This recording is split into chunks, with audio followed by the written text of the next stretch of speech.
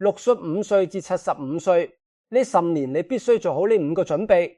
如果你今年65歲，或者你今年68、70、72，總之你已經踏入咗65到75歲呢個階段，我想你聽清楚我講嘅第一句話，呢10年係你人生最後一個可以轉彎嘅10年。過咗75歲之後，唔係話冇得活，唔係話冇得開心，而係你嘅選擇會越嚟越少。你想搬屋搬唔喐，你想投資冇本，你想同仔女講清楚啲嘢，佢哋已經唔聽你講，你想改遺囑，個腦已經開始糊塗，人哋仲會質疑你嘅精神狀態。到嗰個時候，唔係你揸方向盤，係架車自己揸你。我見過太多人65歲嗰陣仲好精神，行得走得，儲蓄有幾百萬，屋企有層樓，仔女又孝順，佢哋覺得退咗休，人生就係嘆世界，飲下茶，去下旅行，湊下孫。結果10年之後，75歲，個人變咗做困獸層樓，賣唔到錢，俾人騙晒仔女，為咗增產反面，自己個身體又開始出事。最慘嘅係，佢連一個可以商量嘅人都冇。呢10年你行錯一步，晚年就真係全盤皆輸。唔係恐嚇你，係我睇得多。今日我講5個準備，唔係雞湯，唔係保持心境開朗嗰啲廢話。我講嘅係好實際、好殘忍，但係你必須面對嘅5件事。聽完之後，你可能會唔舒服，可能會覺得我講嘢好難聽，但係我寧願你今日唔舒服都好過你10年後喊都冇眼淚流。第一個準備，你要重新計一次數，你到底仲有幾多年，同埋你嘅錢夠唔夠用到嗰一日。好多人退咗休之後，最大嘅心理陷阱係咩？就係我有儲蓄。我問你，你有幾多儲蓄？300萬、500萬、800萬，聽落好似好多，但係我而家同你計一條數，你聽完可能會即刻心口翳住香港人嘅平均壽命，全世界數一數二，女性接近88歲，男性都超過83歲，呢個係平均，即係話你如果今年65歲，而你身體又冇乜大病，你好大機會係活到85歲以上，有啲人甚至90、95，咁即係話你退休之後嘅日子唔係10年，係20年、25年，甚至30年。你300萬除30年，一年得10萬，一個月8000蚊。你話呢8000蚊喺香港夠唔夠用？而且你唔好忘記2樣嘢，第一樣係通脹。今日一碗雲吞麵45蚊，你估10年後幾多錢？你後生嗰陣一碗雲吞麵幾多錢？你自己心裏有數。通脹係一隻無聲無息嘅老鼠，日日夜夜咬緊你嘅積蓄，你唔會即刻見到痛，但係10年之後你會發現個洞已經好大。第二樣更加致命就係醫療開支。我講一個真實情況俾你聽，一個人由65歲到75歲，醫療開支可能一年得幾千蚊，睇下醫生攞下藥。但係過咗75歲，情況就完全唔同。中風、認知障礙、骨折、癌症，呢啲唔係衰運，呢啲系統計學，你活得越耐，撞上嘅機會就越高。一旦你需要請一個外傭照顧你，一個月至少6、7千蚊加埋食宿。如果你需要住護老院，一間好少少嘅私營院舍，一個月15000到3萬都有。如果你需要長期請私家看護，一個月3萬起跳，即係話你辛辛苦苦儲一世嘅錢，可能最後3年就燒晒。我見過一個個案，一位先生姓陳，73歲，佢一世人做生意，儲咗差唔多600萬，仲有一層自住嘅樓。佢73歲嗰年中風，半身不遂，佢老婆70歲照顧唔到佢，唯有請人唔夠，最後要送佢入私院，一個月28000，一年就係336000。佢住咗5年走嘅時候，600萬剩翻得幾十萬層樓，因為要供仔女嗰邊，又唔捨得賣佢老婆，最後同我講一句話，我到今日都記得，如果早知係咁，我哋當初唔使咁慳。呢句話好殘忍，慳咗一世，最後唔係留俾自己，唔係留俾仔女，係留俾護老院同醫院。所以第一個準備係咩？就係你今日即刻坐低，攞張紙寫清楚，你手上有幾多現金，有幾多股票，有幾多保險，有幾多物業，每個月有幾多被動收入，租金、年金、強積金，提取政府津貼，每個月固定支出係幾多？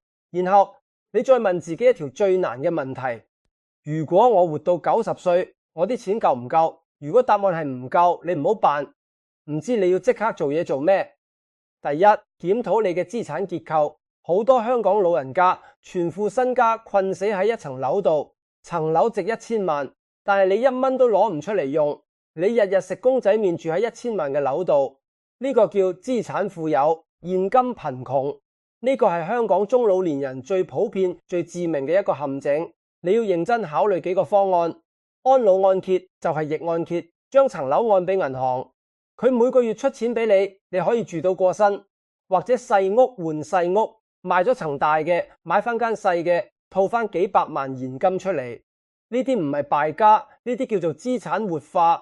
我知你會話個仔話唔好賣，留翻俾佢。我而家同你講一句好難聽嘅說話，你嘅晚年唔應該由你個仔嘅期望嚟決定。如果你為咗留層樓俾個仔，搞到自己最後幾年冇錢醫病，冇錢請人照顧，喺屋企跌親都冇人知，你覺得咁樣係為佢好？定係你其實係喺度用自己嘅晚年去買一個我係好父母嘅心安理得？呢個問題你自己誠實咁答一次。第二，你要認真檢討你嘅保險。好多人65歲先嚟發覺自己將醫療保險原來70歲之後就唔保，或者保額低到得個吉。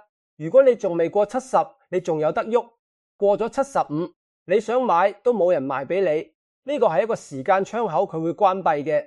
第三，如果你手上有一大筆現金，你要諗清楚唔好，一係就全部放定期食3厘息，一係就聽人講去炒股票炒到血本無歸。你呢個年紀投資嘅第一原則唔係賺幾多，係跌落去仲爬唔爬得翻起。一個35歲嘅人蝕50%，佢有30年時間賺翻。你65歲蝕50%，你用咩賺翻？呢個係第一個準備，面對現實重新計數。第二個準備，你要喺仲清醒嘅時候親手安排好你唔清醒嗰一日。呢一段係我今日最想你聽入耳嘅。好多人以為人生最慘嘅係死，唔係，人生最慘嘅係你未死，但你已經冇咗話事權。我講個情況俾你聽。一位女士姓李，76歲，佢一直好精神。自己一個住仔女喺外國，有一日佢喺屋企跌親，撞親個頭，送咗入醫院，做完手術，佢開始出現認知障礙嘅症狀。醫生話佢已經冇咗精神行為能力。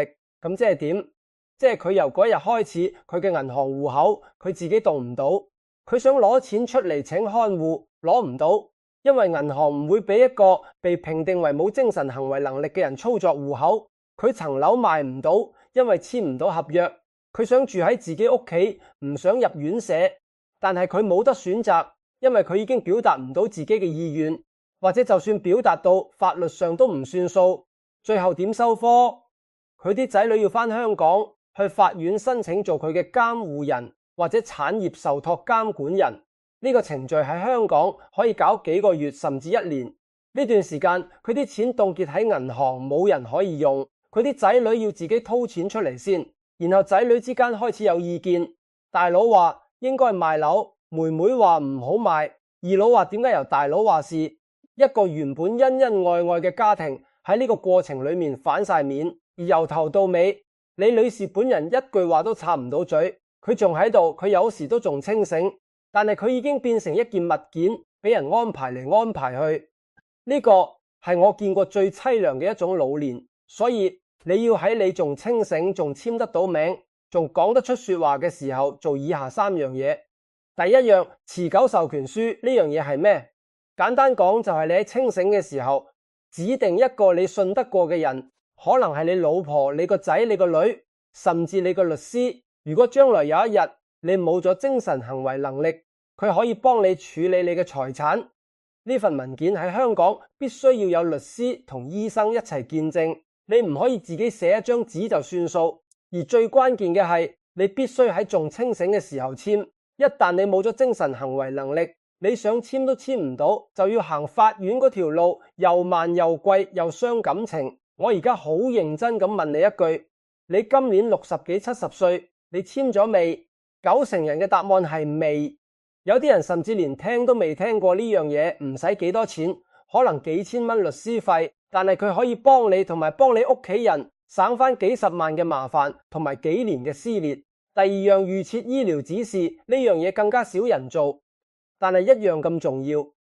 你有冇諗過，如果有一日你腦死亡，或者你係末期病人，醫生問你屋企人要唔要插喉，要唔要心肺復甦，要唔要用維生儀器吊住條命，你屋企人會點答？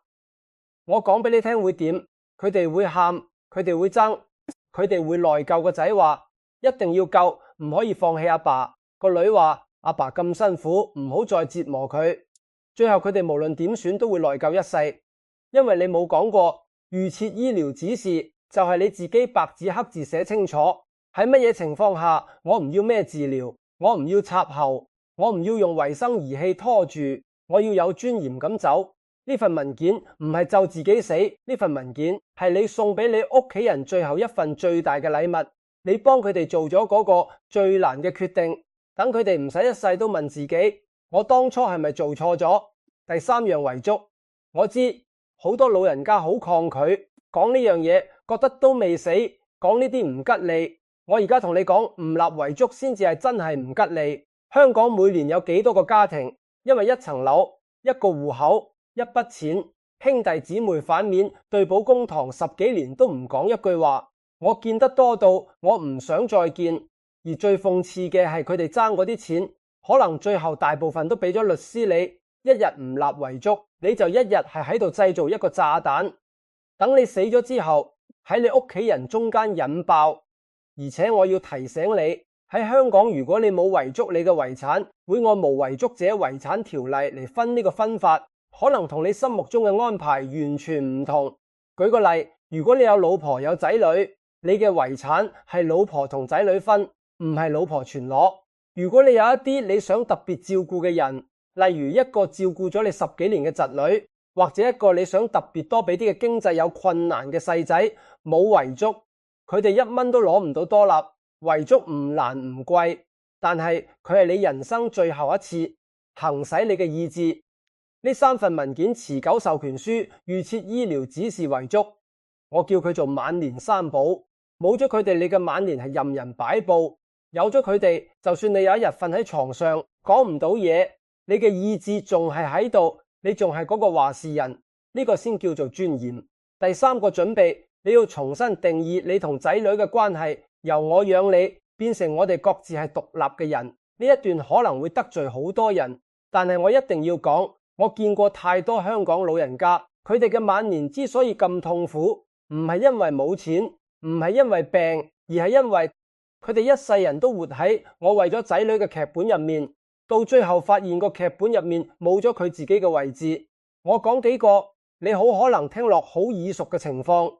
第一種，老人家幫個仔俾首期，個仔結婚要買樓，俾唔起首期，老豆老母將自己嘅棺材本攞晒出嚟，俾咗300萬首期，然後老人家自己住翻間舊唐樓5層樓梯，每日行上行落，個仔搬咗入新樓，1個月翻嚟食一次飯，老人家仲要同人講我個仔好孝順噶。第2種，老人家幫個女湊孫，個女要翻工，將個孫掉低俾阿媽湊。老人家60幾70歲，日日5點半起身煮早餐，送孫返學，接孫放學，煮飯湊瞓，做到腰骨痛，膝頭哥都變形。個女偶爾俾2000蚊家用，老人家仲要推，唔使啦，自己人。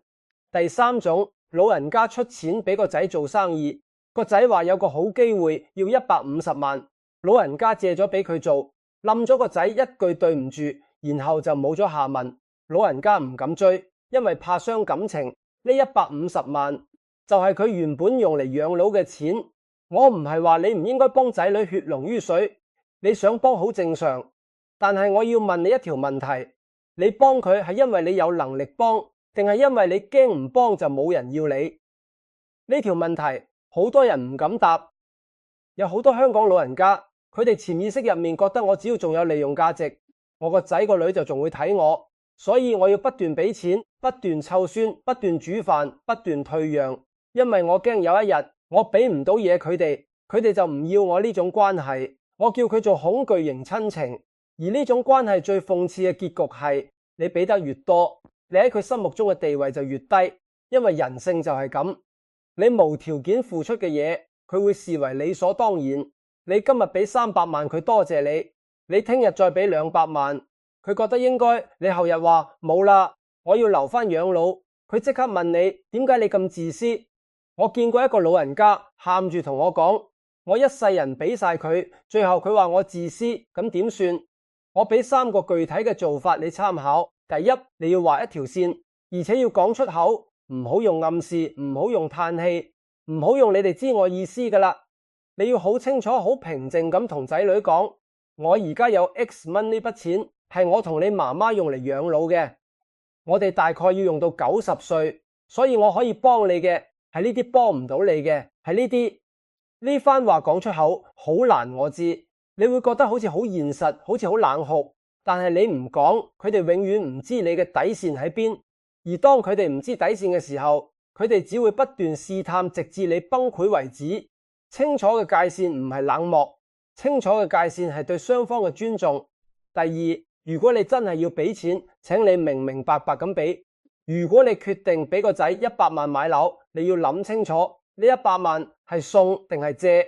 如果係送，你要接受一個事實，送咗出去就唔好再諗，唔好每次食飯都提，唔好話我俾咗100萬你嘅，你一提佢就即刻由感恩變成厭煩。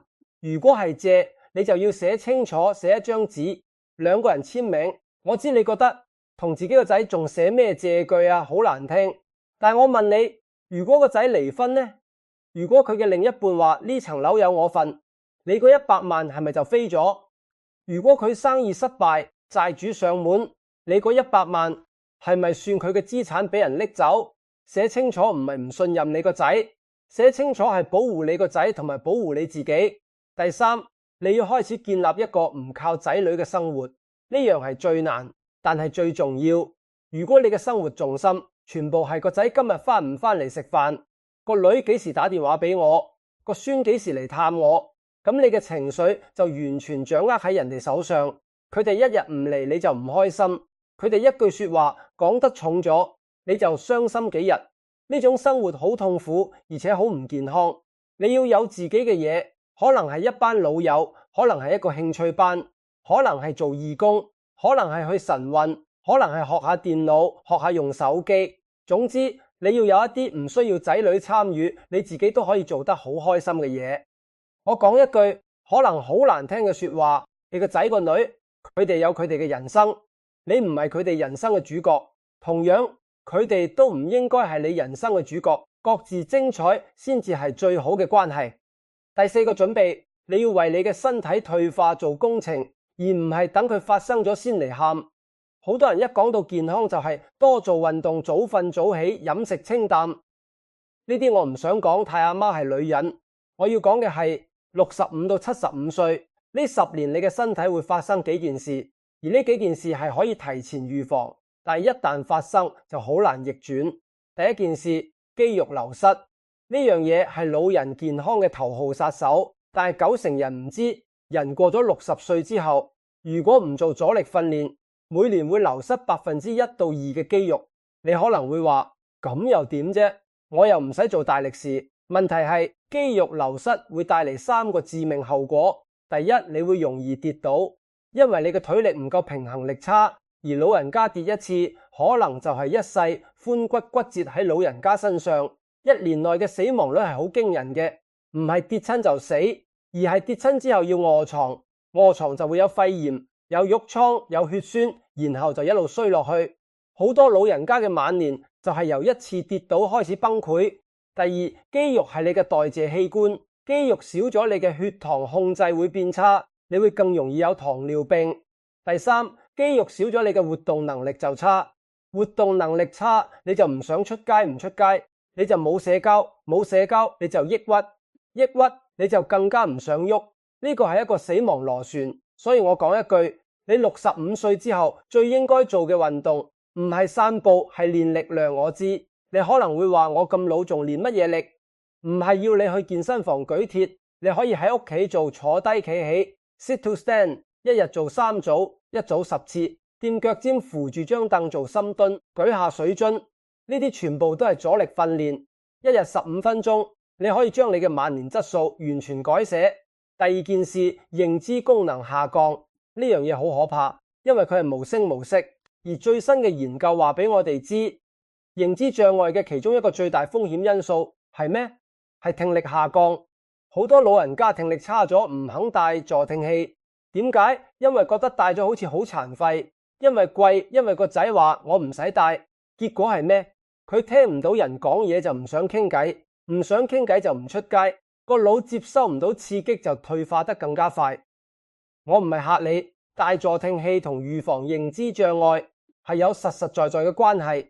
你唔好為咗幾千蚊或者為咗面子賠上你個腦。同樣白內障、視力問題、牙齒問題，呢啲你都要處理。你食唔到嘢，你就缺營養，你缺營養你就更加快退化。第三件事，孤獨呢樣嘢我要講得好清楚，孤獨嘅危害等同一日食15支煙。呢個唔係我講嘅，係研究講嘅。長期孤獨嘅人，心血管疾病、認知障礙、抑鬱症嘅風險全部都大幅上升。而香港嘅老人家有幾多個係獨居或者實質獨居同人住，但係冇人傾偈，數字非常之驚人。好多男性老人家退咗休之後，最大嘅問題就係佢哋一世人嘅社交圈全部係同事，一退休個圈即刻散晒。佢哋唔識點樣交新朋友，因為佢哋一世人都冇學過。我講一句好實際嘅說話，朋友係要經營嘅，唔係等翻嚟嘅。你要主動約人，你要主動去參加活動，你要主動，甚至有少少厚臉皮。我知你會覺得難為情，但係我問你，你係想難為情幾分鐘，定係想孤獨10年？第5個準備，你要真真正正諗清楚你想點樣結束。呢個係最難講嘅一 part， 但係亦都係最重要嘅。我哋中國人最忌諱講死，一講就話大吉利是，呸呸呸。但係我而家想問你一條問題，你逃避講佢，佢就唔會嚟咩？死亡係唯一一件100%會發生喺你身上嘅事。你人生所有嘢都有變數，但係呢件事冇。咁點解你唔好好咁準備佢？你為咗一個旅行會準備3個月，你為咗個仔嘅婚禮會準備1年，你為咗一生人最重要嘅一件事，你連準備我講嘅準備結束，唔係叫你日日諗死，啱啱相反，你只有真真正正接受咗我會死呢件事，你先至識得點樣活。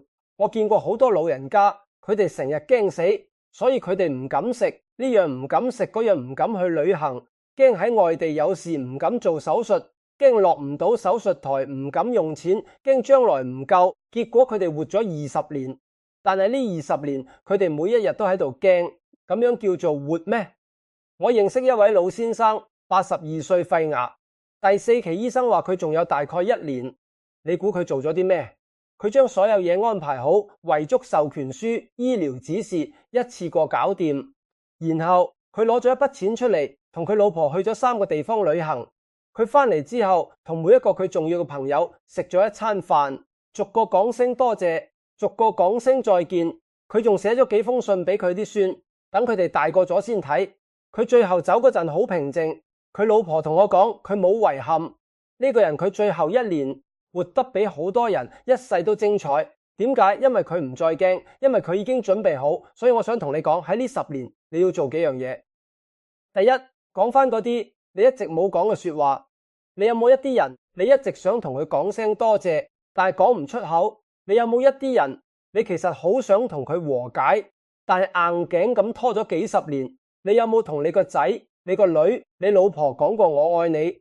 定係你覺得中國人唔興講呢啲？我同你講，好多人臨終嘅時候最大嘅遺憾唔係我唔夠錢，係我有句說話冇講。而當你想講嘅時候，嗰個人可能已經唔喺度。呢10年就係你嘅窗口期，窗口係會關嘅。第二，用翻啲你應該用嘅錢。我而家講一個殘忍嘅事實，你死嗰陣剩低嘅每1蚊都係你冇享受到嘅人生。我唔係叫你散盡家財，我係叫你喺你計好數，留夠醫療同養老儲備之後，剩低嘅嗰啲，請你用喺你自己身上。你想去日本睇櫻花去啦，你等到85歲行唔喐，你去唔到噶啦。你想食一次好嘅，食啦。你等到要食糊仔嗰陣，你食唔到噶啦。你想學琴，學啦。你等到手震嗰陣，你學唔到噶啦。咪錢嘅價值係會隨住你嘅年紀而貶值嘅。你65歲嘅100萬可以換到旅行，換到美食，換到快樂。你85歲嘅100萬只可以換到醫藥費同護理費，同一筆錢價值完全唔同。我見過太多老人家，佢哋慳咗一世，最後留低幾百萬，啲仔女攞咗去買車買樓去豪花，而佢哋自己一世人連一次靚少少嘅旅行都冇去過。你話呢樣值唔值？第三，你要諗清楚你想留低啲咩。我唔係講錢，我係講你想人哋點樣記得你。你嘅孫20年後佢會記得你啲咩？記得你成日鬧佢，定係記得你帶佢去公園，同佢講你後生嗰陣嘅古仔？你有冇寫低你嘅人生？你係點樣嚟到香港？你嘅阿爸阿媽係點樣嘅人？你後生嗰陣做過啲乜？你捱過啲乜？呢啲嘢你唔寫低就永遠消失。我建議你攞部手機開個錄音，將你嘅古仔講一次，或者揾個本簿寫低你嘅人生。呢樣嘢可能係你留俾後代最珍貴嘅遺產，比錢更加珍貴。因為錢會用完，但係一個人嘅古仔可以傳3代。講到呢度，我想同大家總結翻65到75歲呢10年，我叫佢做黃金10年，亦都係關鍵10年。點解叫黃金？因為呢10年你身體仲可以，個腦仲清醒，你手上仲有資源，你仲有選擇權。呢10年你係你人生最後一段可以完全自己話事嘅時間。點解叫關鍵？因為你喺呢10年做嘅每一個決定，會決定你之後15年、20年係過得有尊嚴，定係過得好淒涼。我今日講嘅5個準備，我再講一次：一、重新計數，面對你真實嘅財務狀況，唔好自欺欺人。你唔係要活10年，你可能要活30年。2、做好晚年3保，持久授權書、預設醫療指示遺囑，喺你仲清醒嘅時候，親手安排好你唔清醒嗰一日。3、重新定義同仔女嘅關係，你唔係佢哋嘅提款機，佢哋亦都唔係你嘅救生圈，各自獨立先至係真正嘅親情。4、為身體退化做工程，練肌肉處理聽力、視力、牙齒，主動經營社交，唔好等到跌親咗病咗先嚟喊。5、接受你會死，然後好好咁活，講翻應該講嘅說話，用翻應該用嘅錢，留低應該留低嘅嘢。呢5樣嘢冇一樣係難到，做唔到全部都係你今日、聽日、下個禮拜就可以開始做嘅。難嘅係咩？難嘅係你肯唔肯面對好多人，唔係做唔到，係唔敢諗。佢哋寧願扮唔知，寧願話船到橋頭自然直，寧願話有仔女喺度使乜驚。然後佢哋就一直等，一直等，等到有一日一場病，一次跌倒，一個中風，所有嘢一次過塌落嚟到嗰陣，佢哋先發現原來船到橋頭唔係自然直，船到橋頭係會撞埋。我講呢啲唔係想嚇你，我係想你趁而家仲有得選去做翻啲選擇，因為人生最痛苦嘅唔係冇選擇，人生最痛苦嘅係你以前明明有得選，但你選擇咗唔選擇。睇到呢度，如果你覺得我今日講嘅嘢有1、2句係講中咗你嘅心事，或者你諸如我真係要開始準備啦呢種感覺，我請你喺下面留言區打4個字：未雨綢繆。呢4個字唔係口號，呢4個字係一個承諾，係你同你自己嘅一個承諾。我今日聽完之後，我唔會當冇事發生，我會開始行第一步。我好想知喺睇緊呢條片嘅你哋當中，有幾多個人願意為自己嘅晚年認真行呢一步？打完之後，我仲想請你多做一樣嘢，將呢條片分享俾一個你關心嘅人，可能係你老公、你老婆、你個大佬、你個細妹，你一齊飲早茶嗰班老友。因為呢啲嘢一個人做好孤單，一班人一齊做就有力量。最後，我想同你講幾句真心話。我講咗咁多年，見過咁多人，我最深嘅體會係咩？唔係錢嘅問題，係心嘅問題。好多人以為晚年好唔好過，係睇你有幾多錢。唔係我見過好有錢，但係死得好淒涼嘅人，我亦都見過唔算好富裕，但係走得好安詳嘅人。分別喺邊？分別喺於你有冇準備。有準備嘅人，就算面對疾病，佢都知道點算；就算面對死亡，佢都唔慌，因為佢知道一切都喺佢嘅掌握之中。冇準備嘅人，就算佢有1000萬，一場病嚟到，佢一樣驚到發晒抖，因為佢唔知道聽日會點，佢唔知道自己啲錢夠唔夠，佢唔知道啲仔女會點對佢。所以準備唔單止係一份文件，唔單止係一筆錢準備，係一種心安。而我今日想送俾你嘅就係呢份心安。呢條頻道我唔會講咩保持年輕心態，每日笑一笑呢啲廢話，我只會同你講最實際最有用，有時甚至有少少難聽嘅嘢。因為我覺得去到我哋呢個年紀，我哋唔需要人哋氹，我哋開心，我哋需要嘅係有人同我哋講真話。如果你都係咁諗，如果你都想聽真話，請你訂閱呢條頻道，撳埋個鈴鐺。我每個禮拜都會同你傾一啲其他人唔敢講或者唔想講嘅嘢，關於錢，關於健康，關於仔女，關於生死，我哋一齊行呢一段路。因為呢10年你行得好唔好，唔單止決定你嘅晚年，仲會決定你留低咗一個點樣嘅背影俾你嘅仔女，俾你嘅孫。而我相信你想留低嘅係一個企得直、行得穩、有尊嚴嘅背影，而唔係一個俾人推住走嘅輪椅。我哋下條片再見。